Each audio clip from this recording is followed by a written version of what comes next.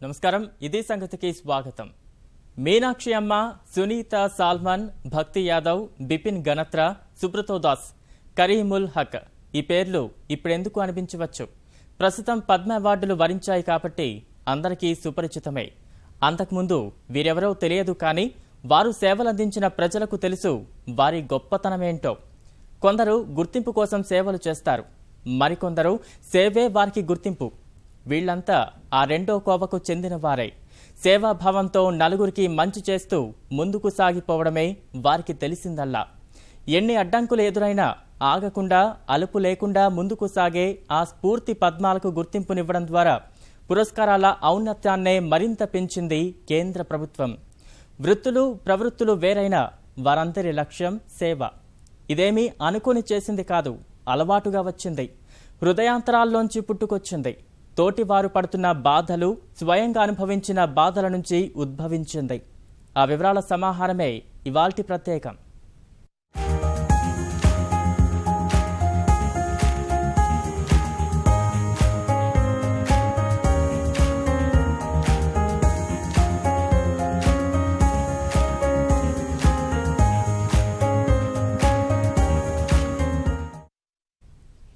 సేవకు ఎల్లలు లేవు. పేద పెద్ద తారతమ్యాలు అసలే ఉండవు. సమాజం పట్ల బాధ్యత, సేవా తత్పరతే కొందరికి చోదక శక్తిగా పనిచేస్తుంది. దేశం నాకేమిచ్చిందని కాకుండా దేశానికి తాను ఎలా ఉపయోగపడతానని ఆలోచించేవారే మహోన్నతులు. అలాంటి వారికి పేరు ప్రతిష్టలతో సంబంధం ఉండదు. నాకేంటి అన్న భావన ఏ కోసానా దరిచేరదు. కీర్తి కండూతి అసలే ఉండదు. గుట్టు చప్పుడు కాకుండా, మూడో కంటికి తెలియకుండా తమ సేవా కార్యక్రమాలు సాగిస్తుంటారు. దేవుడిచ్చిన చిన్న జీవితాన్ని తమ కోసం కాకుండా సమాజం కోసమే వెచ్చిస్తారు. సరిగ్గా ఇలాంటి వారినే ఈసారి ఏరి కోరి పద్మ పురస్కారాలకు ఎంపిక చేసింది కేంద్ర ప్రభుత్వం.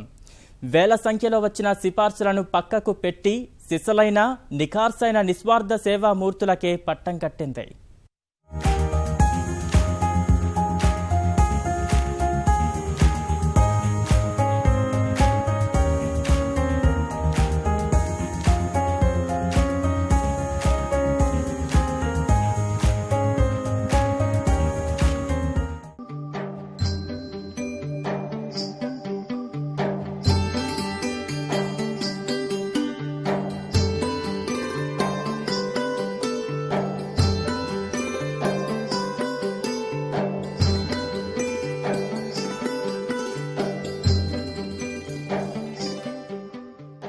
పని కొంచెం, ప్రచారం ఘనంగా చేసుకునేవారున్న ప్రస్తుత రోజుల్లో చడిచప్పుడు లేకుండా సమాజ సేవ చేసేవారు అరుదు. ప్రతిష్టాత్మక పద్మ పురస్కారాల్లో ఈసారి అలాంటి వారికే అందలం దక్కింది. సామాన్యులకు పెద్దపీట వేసింది కేంద్రం. ప్రముఖులకే కాకుండా తమ తమ రంగాల్లో విశేష సేవలందించిన సిసలైన హీరోల్ని పద్మ పురస్కారాలు వరించాయి. వారిలో చాలామంది జనబాహుళ్యానికి తెలీదంటే అతిశయోక్తి కాదు. ఎంచుకున్న మార్గాన్ని నమ్ముకొని సమాజంపై తమదైన ముద్ర వేసిన వారిని గుర్తించారు. ఈ పద్మాలన్నీ సేవే మార్గం, ప్రేమే దైవం నానుడిని నరనరాన జీర్ణించుకొని ప్రతిఫలం ఆశించకుండా ప్రతి క్షణాన్ని ప్రజల కోసమే వెచ్చించి జనం గుండెల్లో గూడు కట్టుకున్నవే. క్షేత్రస్థాయిలో అహారాహం శ్రమిస్తూ మాటల కన్నా చేతలకే ప్రాధాన్యమిస్తూ అరివిరిసిన పద్మాలుగా మానవత్వమనే పరిమళాలతో గుబాళిస్తున్నాయి.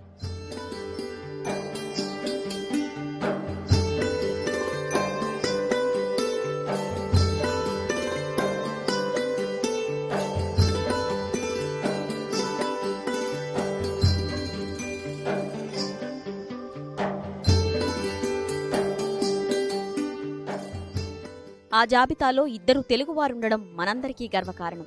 వారిలో మొదటి వ్యక్తి దరిపల్లి రామయ్య. మొక్కలే జీవితంగా, వాటి పెంపకమే శ్వాస, సర్వస్వంగా సాగిపోతున్న అతి సామాన్యుడు. అసలు పేరు కంటే ఎక్కువగా వనజీవి రామయ్య, చెట్ల రామయ్యగానే అందరికీ సుపరిచితుడు. ముతక ధోతి, లాల్చి, మెడలో ఒక ఫ్లక్కార్డు, ఇదే ఆయన ఆహార్యం. వృక్షో రక్షితి రక్షతః సూక్తి రామయ్య నరనరాల్లో స్ఫూర్తి నింపింది. మెడలో మొక్కల ప్రాముఖ్యాన్ని తెలిపే ఫ్లక్కార్డులు తగిలించుకుని సైకిల్పై ప్రచారం చేస్తాడు. ప్రచారానికే పరిమితం కాకుండా అనేక రకాల చెట్ల విత్తనాలు, రకరకాల గింజలు సేకరించి బస్తాల్లో నిల్వ చేస్తాడు. తొలకరి చినుకులు పడ్డ తర్వాత వాటిని నాటే కార్యక్రమంలో మునిగిపోతాడు. రోడ్లకు ఇరువైపులా, చెరువుకట్టల వెంట, జాతర్లు, ఖాళీ ప్రదేశాలు, ఎక్కడ ఖాళీ జాగా కనిపిస్తే అక్కడ వాలిపోతాడు.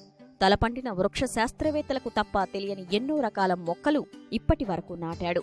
అవన్నీ వటవృక్షాలయ్యాయి, అవుతూనే ఉన్నాయి. అంతేకాదు, తన ప్రచారంలో భాగంగా రామయ్య సినిమా పాటలను, విప్లవ గీతాలను పేరడి చేసి మొక్కల ప్రాధాన్యాన్ని చాటి చెప్పేలా గీతాలు కూడా పాడతాడు. కడుపు ఎండినా చెట్టు ఎండొద్దని భావించే ఈ అసలు సిసలు హరిత ప్రేమికుడికి పద్మ పురస్కారం ప్రకటించి పర్యావరణ పరిరక్షణ ఎంత గురుతర బాధ్యతో తెలిసేలా చేసింది కేంద్రం.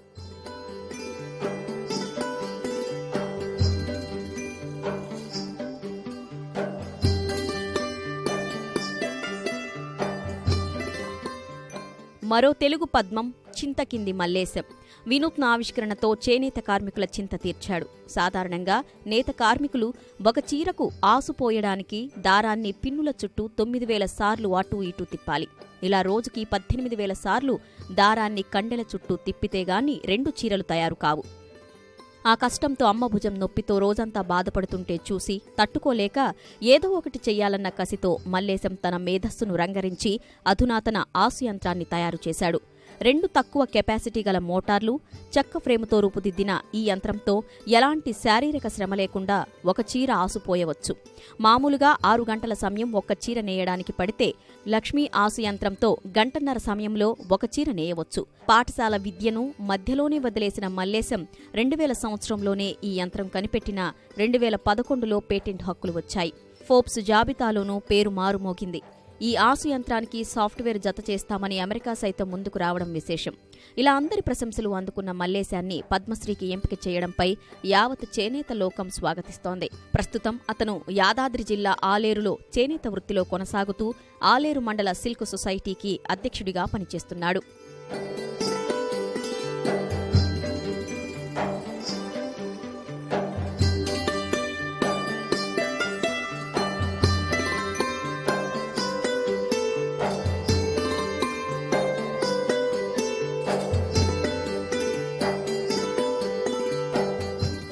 గేనాబాయి దుర్గాబాయి పటేల్ ఈ పేరు గుజరాత్లో దాదాపుగా అందరికీ తెలుసు.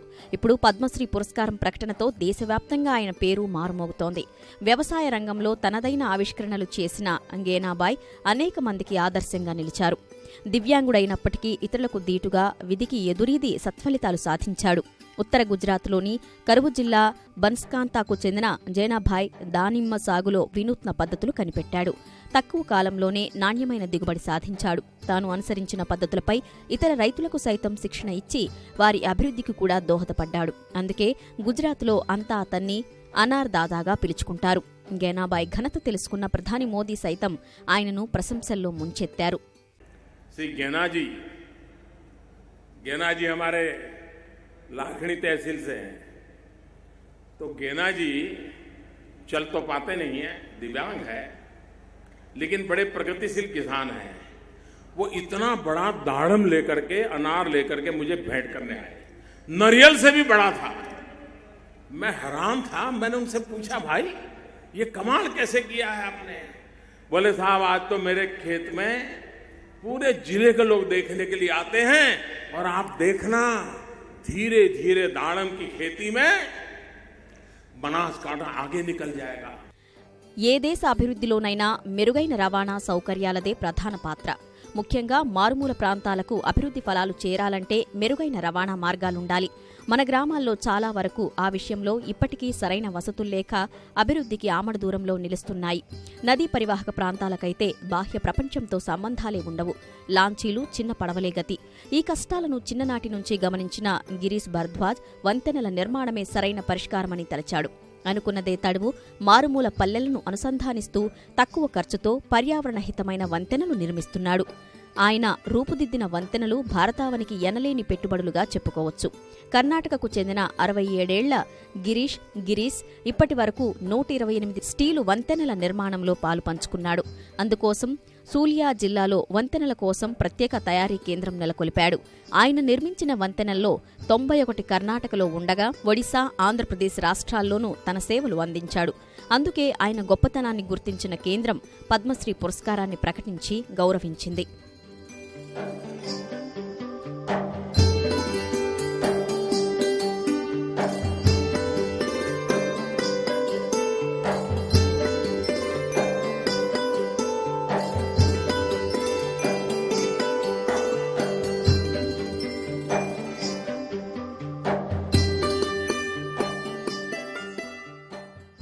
దేశంలో ప్రస్తుతం స్వచ్ఛ ఉద్యమం పెద్ద ఎత్తున నడుస్తోంది. పరిసరాల పరిశుభ్రతే దైవంగా ప్రతి ఒక్కరూ స్వచ్ఛ సైనికుల్లా సాగుతున్నారు.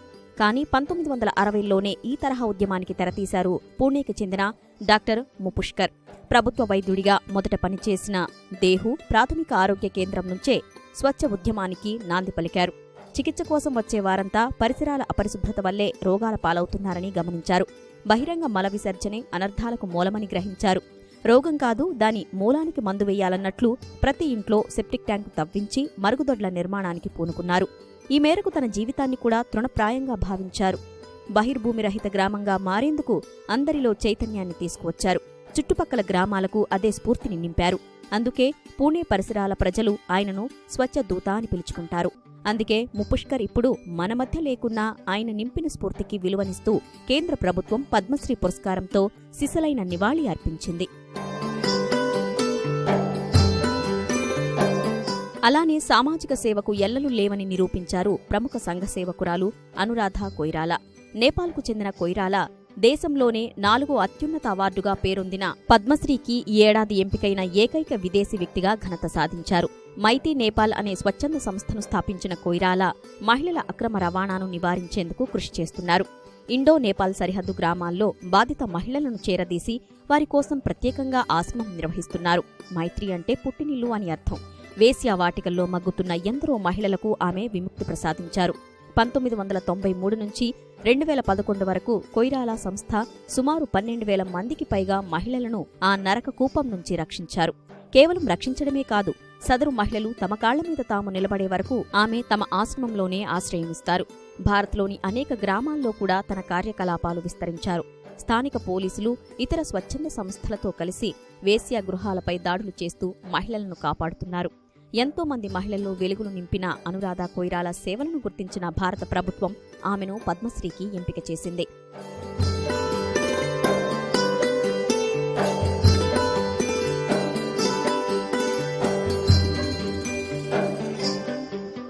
పంజాబ్లో 160 కిలోమీటర్ల మేర మురికి కూపంగా మారిన కాళీబెన్ నదీ జలాల్ని తిరిగి పరిశుభ్రంగా మార్చిన సిక్కుల గురువు బాబా బల్బీర్ సింగ్ సీచేవాల్ సైతం పద్మశ్రీ అవార్డుకు ఎంపికయ్యారు. హోషియార్పూర్ జిల్లాలో ప్రవహించే కాళీబెన్ ఒడ్డున 6 నగరాలు, 40 గ్రామాలు ఉన్నాయి. వీరంతా మురుగునీరు వ్యర్థాలను నదిలోకి వదలడం వల్ల జలాలు భరించలేనంతగా కలుషితమయ్యాయి. వ్యవసాయ భూములు పనికిరాకుండా పోయాయి. 2000లో బాబా బల్బీర్ తన శిష్యులతో కలిసి నిధులు సేకరించి నదిని ప్రక్షాళన చేసేందుకు నడుం బిగించారు. తొలుత నది ఒడ్డున కట్టలు నిర్మించి చెట్లు నాటారు. మురుగునీటిని క్రమంగా తొలగించి శుభ్రం చేశారు. తరువాత సమీపంలోని కాలువ నీటిని నదికి మళ్లించారు. ప్రజల భాగస్వామ్యంతోనే ఈ పనులు పూర్తి చేశారు. బల్బీర్ సింగ్ కృషి వల్ల ఇప్పుడు కాళీబెన్ నది పూర్తి స్వచ్ఛంగా మారింది.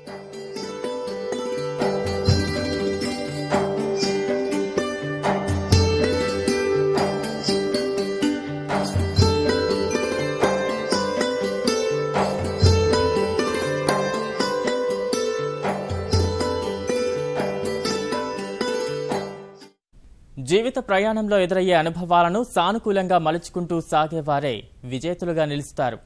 ఇలాంటి వారు ఎవరి గుర్తింపు కోసం తాపత్రయపడరు. గుర్తింపే వారిని వెతుక్కుంటూ వస్తుంది.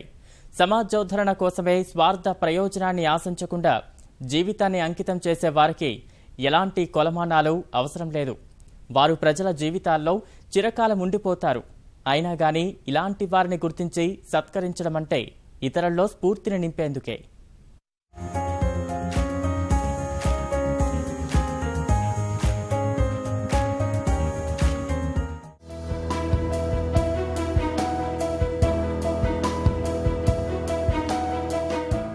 ఈమె 91 ఏళ్ల డాక్టరమ్మ భక్తి యాదవ్. కాస్త వయసు మీద పడగానే జీవితం అయిపోయింది అనుకునేవాళ్లు ఎందరో. నిరాశతో, నిస్పృహతో చావు కోసం ఎదురుచూసేవారు ఇంకెందరో. అలాంటి వయసు మళ్లిన వారందరికీ భక్తి యాదవ్ ఓ స్ఫూర్తి. ఇండోర్కు చెందిన ఈ బామ్మను అక్కడంతా డాక్టర్ దాది అంటారు. మరో విశిష్టత ఏమిటంటే ఇండోర్లో మొట్టమొదటి ఎంబీబీఎస్ డిగ్రీ పొందిన మహిళ. వైద్యురాలిగా ఎప్పుడైతే ఆమె అర్హత పొందారో అప్పటి నుంచే రోగులకు చికిత్స చేయడం ఆరంభించారు. దాదాపుగా 68 ఏళ్ల నుంచి ఇప్పటి వరకు చికిత్స అందిస్తూనే ఉన్నారు. వైద్యురాలిగా 6 దశాబ్దాలు దాటి సేవలందించడం అంటే మామూలు విషయం కాదు. అది కూడా ఉచితంగా. ప్రసూతి వైద్యురాలైన భక్తి యాదవ్ వేల మంది పిల్లలకు ప్రాణం పోశారు. అందుకే భక్తి యాదవ్ అక్కడి వారందరికీ ప్రాణదాత అయ్యారు.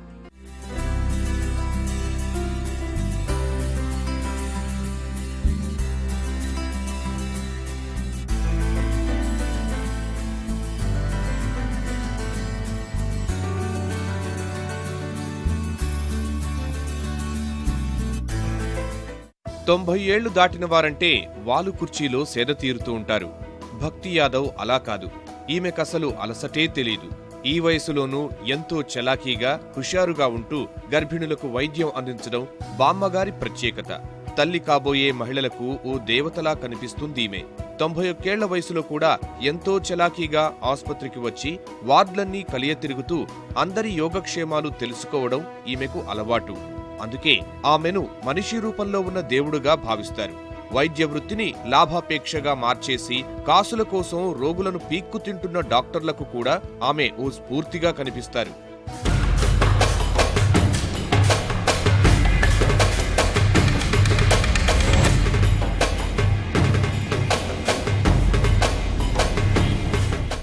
చేతిలో కత్తి పట్టుకుని శివంగిలా ఎగురుతూ కేరళకు ప్రత్యేకమైన కలరిపయట్టు విద్యను ప్రదర్శిస్తున్న ఈ వృద్ధురాలు మీనాక్షి అమ్మ. 74 ఏళ్లు. మొక్కవోని క్రమశిక్షణతో 7 దశాబ్దాలుగా కలరిపయట్టు యుద్ధ విద్యను ముందు తరాలకు అందిస్తోంది మీనాక్షి అమ్మ. పేరులో ఎంత సాత్వికత కనిపిస్తుందో వృత్తిపరమైన శిక్షణ వచ్చేసరికి అంత కఠినంగా మారుతుంది.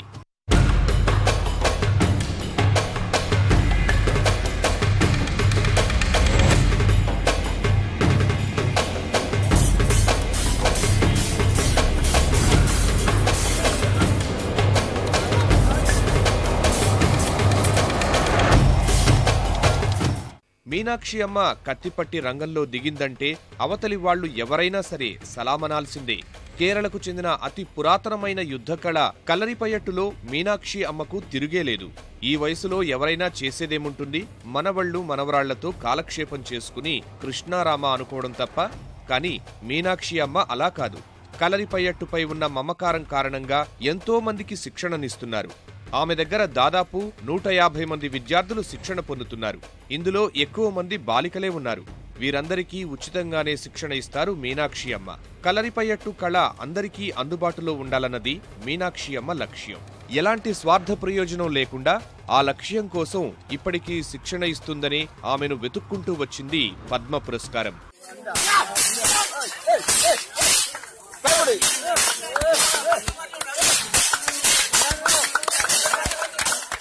డాక్టర్ సునీతి సాల్మన్ పేరు పెద్దగా తెలియకపోయి ఉండవచ్చు. హెచ్ఐవి గురించి మన దేశంలో తొలిసారిగా తెలియజేసింది ఈమె అంటే బహుశా గుర్తుకు రావచ్చు. మనుషుల ప్రాణాలు తోడేసే మహమ్మారి గురించి 1986లో ప్రపంచానికి తెలియజేసింది సునీతి సాల్మన్. ఆరోగ్యాన్ని పణంగా పెట్టి మరీ ఎయిడ్స్ పై పరిశోధనలు చేశారామె. కాలేయ క్యాన్సర్తో 76 ఏళ్ల వయసులో 2015లో తుదిశ్వాస విడిచారు సునీతి. ఆ కృషికి గాను మరణానంతరం పద్మశ్రీ పురస్కారం లభించింది. వ్యాధి నియంత్రణ కోసం జరిపిన పరిశోధనలకు నేతృత్వం వహించారు. చెన్నైలోని HIV AIDS care and support సెంటర్కు వ్యవస్థాపక డైరెక్టర్గా ఉండేవారు.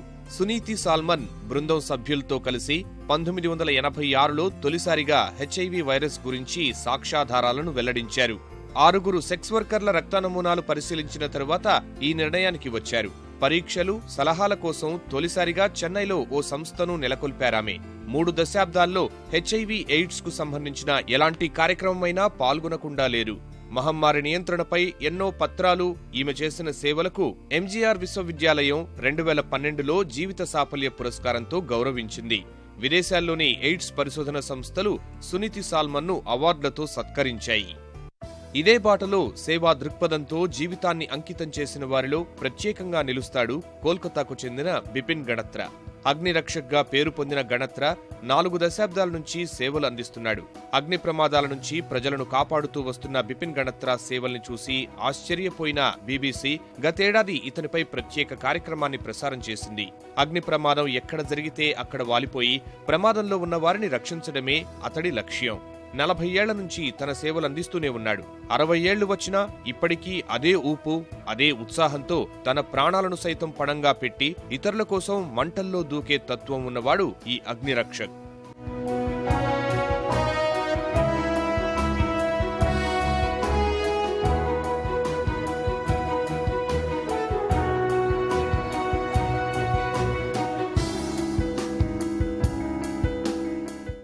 ఇప్పటి వరకు 100 అగ్ని ప్రమాదాల్లో చిక్కుకున్న వారిని రక్షించగలిగాడు. పాఠశాల స్థాయిలో చదువు నిలిపేసిన బిపిన్ వాలంటీర్ ఫైర్మెన్ గా మారకముందు చాలా ఉద్యోగాలు చేశాడు. అగ్ని ప్రమాదాలకు సంబంధించి వచ్చే వార్తల్ని టీవీల్లో చూస్తూ ఎక్కడవసరమైతే అక్కడ క్షణాల్లో వాలిపోతాడు. అగ్ని ప్రమాదానికి సంబంధించిన వార్త ఎప్పుడు వచ్చినా ముందుగా ఫైర్ ఆఫీస్ కు ఫోన్ చేసి తరువాత తను రంగంలో దిగుతాడు. తాను చేసిన సేవలకు ఎంతో పేరు ప్రఖ్యాతలు సంపాదించిన గణత్రా మాత్రం సాధారణ పౌరుడి మాదిరిగానే ఉండడానికి ఇష్టపడతాడు.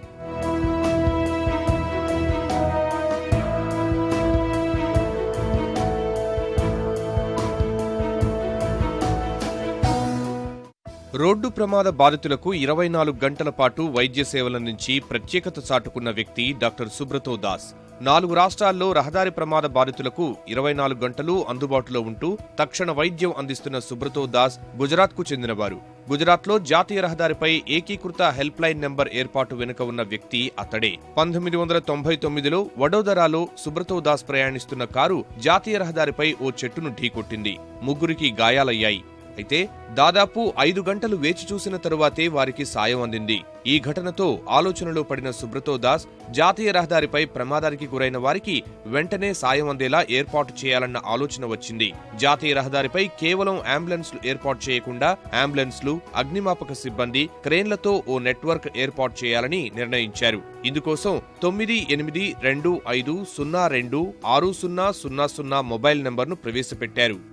జాతీయ రహదారిపై ప్రమాదానికి గురైన వారు ఈ నెంబర్కు ఫోన్ చేస్తే దగ్గరలో ఉన్న అంబులెన్స్ లేదా అగ్నిమాపక సిబ్బంది లేదా క్రేన్లు ఏదో ఒకటి అక్కడికి చేరుకుని సాయం అందిస్తాయి.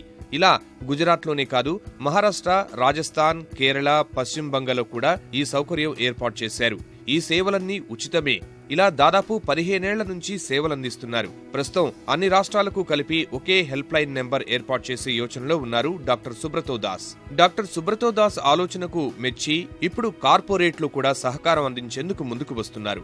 సుబ్రతో దాస్ చొరవ కారణంగా గుజరాత్లో తొలిసారిగా 2007లో ఎమర్జెన్సీ వైద్య సేవల కోసం చట్టాన్ని రూపొందించారు. అప్పుడే హెల్ప్ లైన్ నెంబర్ 108ని ప్రవేశపెట్టారు.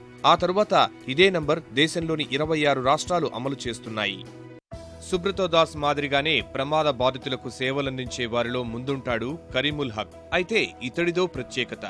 తన బైక్ నే అంబులెన్స్ గా మార్చుకుని వేలాది మందికి సేవలందించిన ఘనత కరీముల్ హక్ది. కరీముల్ హక్ అందించే సేవలు అన్నీ ఉచితమే. ఆయన ఉద్దేశమల్లా ఒక్కటే, అక్కడి వారెవరైనా సరే వైద్యం సరైన సమయంలో అందకుండా చనిపోయారన్న వార్త వినకూడదు. అందుకే ఎలాంటి సమయంలోనైనా ఎవరు పిలిచినా నేనున్నానంటూ తన మోటార్ బైక్ పై అక్కడ రివ్వున వాలిపోతాడు. ప్రమాదంలో పడిన వారికి వెంటనే ప్రథమ చికిత్స అందించి దగ్గర్లోని ఆసుపత్రికి తరలించడమే కరీముల్ పని.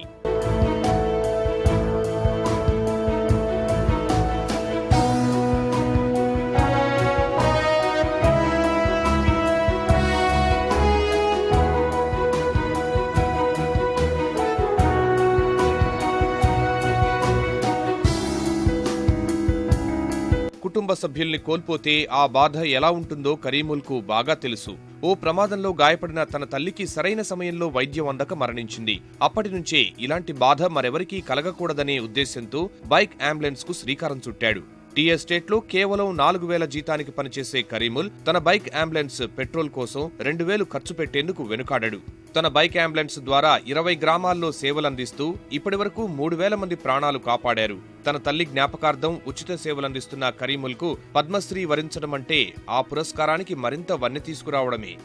ఇలాంటి వారే దేశ భవిష్యత్కు భరోసా ఇచ్చేది. ఈ దేశం ఏమైపోతుందో అని బాధపడే వారికి మేమున్నామంటూ సాంత్వన వచనాలు పలికేది ఇలాంటి వాళ్లే.